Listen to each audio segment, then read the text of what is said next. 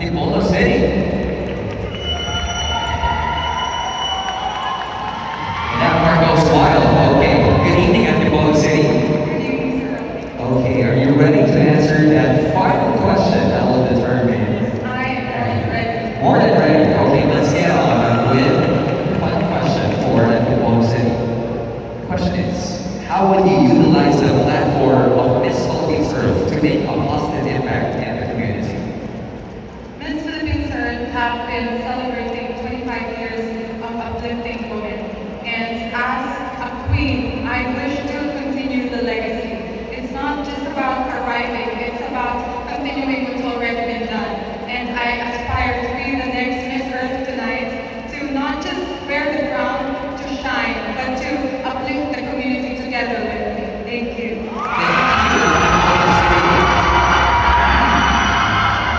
Actually, she is right. She is a queen already. They are all queens. It's just a matter of, what the title is. And hopefully that will propel her to the top. Thank you, Antipolo City. Up next, let's have Bacolor City.